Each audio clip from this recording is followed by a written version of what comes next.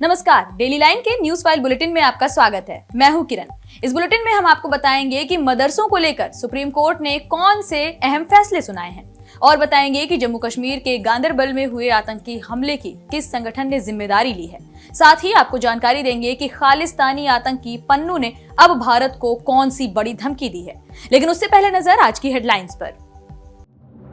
मदरसे बंद करने के आदेश पर सुप्रीम कोर्ट ने लगाई रोक, गैर मुस्लिम छात्रों के ट्रांसफर पर भी पाबंदी, केंद्र और राज्य सरकारों से मांगा जवाब। जम्मू कश्मीर के गांदरबल में आतंकियों का बड़ा हमला, 7 लोगों की मौत, 5 घायल, रविवार रात से सर्च ऑपरेशन जारी।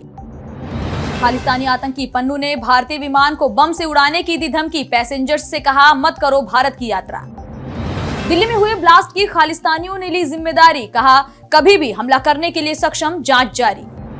आंध्र प्रदेश में सीएम चंद्रबाबू ला रहे नया कानून, जिनके होंगे 2 से ज्यादा बच्चे भविष्य में वही लड़ पाएंगे चुनाव। चर्चा करेंगे खबरों की विस्तार से। रुक करेंगे पहली खबर की ओर। सुप्रीम कोर्ट ने सोमवार को मदरसों को लेकर 2 अहम फैसले सुनाए हैं। पहला, सुप्रीम कोर्ट ने केंद्र और राज्य सरकारों के सरकारी मदरसों को बंद करने के फैसले पर रोक लगा दी है।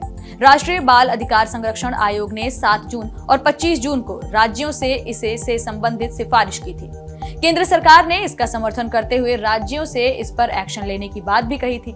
वहीं दूसरे फैसले में सुप्रीम कोर्ट ने उत्तर प्रदेश और त्रिपुरा सरकार के उस आदेश पर भी रोक लगाई है, जिसमें मदरसों में पढ़ने वाले छात्रों को सरकारी स्कूल में ट्रांसफर करने के लिए कहा गया था। इसमें गैर मान्यता प्राप्त मदरसों के साथ साथ सरकारी सहायता प्राप्त मदरसों में पढ़ने वाले गैर मुस्लिम छात्र शामिल हैं। Chief justice D Y Chandrachud, justice J B Pardiwala और जस्टिस मनोज मिश्रा की पीठ ने जमीयत उलेमाए हिंद की याचिका पर सुनवाई करते हुए ये फैसला सुनाया है।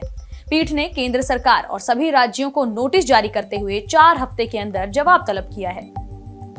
बढ़ेंगे अगली खबर की ओर। जम्मू कश्मीर के गांदरबल में रविवार देर रात हुए आतंकी हमले की जिम्मेदारी लश्कर-ए-तैयबा से जुड़े संगठन द रेजिस्टेंस फ्रंट ने ली है। इस हमले का mastermind TRF chief Sheikh Sajjad Gul था। गांदरबल के गगनगीर इलाके में श्रीनगर लेह नेशनल हाईवे की टनल कंस्ट्रक्शन साइट पर आतंकियों ने हमला कर दिया।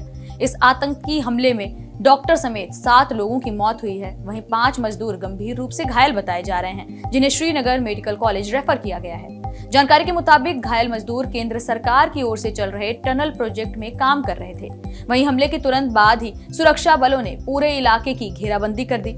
रविवार रात से सुरक्षा बलों का सर्च ऑपरेशन जारी है। सुरक्षा बल हाई अलर्ट पर हैं और अब नेशनल इंटेलिजेंस एजेंसी भी पहुंच गई है। आपको बता दें कि गांदरबल में जिस जगह ये हमला हुआ है, वहां मुख्यमंत्री उमर अब्दुल्ला के विधानसभा क्षेत्र में आती है। उन्होंने इस हमले की कड़ी निंदा की है। वहीं गांदरबल में हुए इस हमले से करीब 50 किलोमीटर दूर बारामूला में सुरक्षा बलों ने एक आतंकी को ढेर कर दिया है। भारतीय जवानों ने उसके पास से भारी मात्रा में हथियार भी बरामद किए हैं। इस इलाके में भी सेना का सर्च ऑपरेशन जारी है। बढ़ेंगे अगली खबर की ओर। बीते 1 हफ्ते से भारतीय विमानों को 100 से ज्यादा बम होने की धमकियां मिल चुकी हैं। वहीं अब खालिस्तानी आतंकवादी गुरपतवंत सिंह पन्नू ने भी भारतीय प्लेन को उड़ाने की धमकी दी है। खालिस्तानी आतंकवादी पन्नू ने कहा कि सिख दंगों के 40 साल पूरे होने पर एयर इंडिया के विमान पर हमला हो सकता है। इसके साथ ही पन्नू ने अंतर्राष्ट्रीय यात्रियों से 1 से 19 नवंबर तक एयर इंडिया में यात्रा न करने का आग्रह भी किया है। सिख फॉर जस्टिस संगठन की नींव रखने वाला पन्नू आए दिन कोई न कोई भड़काऊ बयान देता ही रहता है। खालिस्तान के नाम पर लोगों को भड़काने के कारण ही भारत पन्नू को आतंकवादी मानता है।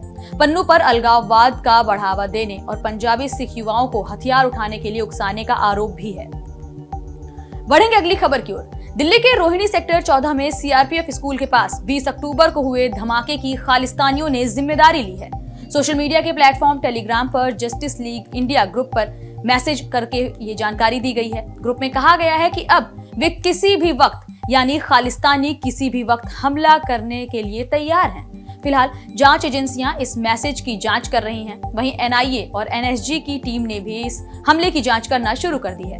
दूसरी तरफ गृह मंत्रालय ने इस हमले पर नजर बनाई हुई है। गृह मंत्रालय ने दिल्ली पुलिस से जल्द रिपोर्ट मांगी है। फॉरेंसिक साइंस लेबोरेटरी टीम के सूत्रों के मुताबिक शुरुआती जांच में क्रूड बम जैसी सामग्री मिली है। हालांकि पूरी रिपोर्ट मिलने के बाद ही कोई भी आधिकारिक जानकारी साझा की जाएगी।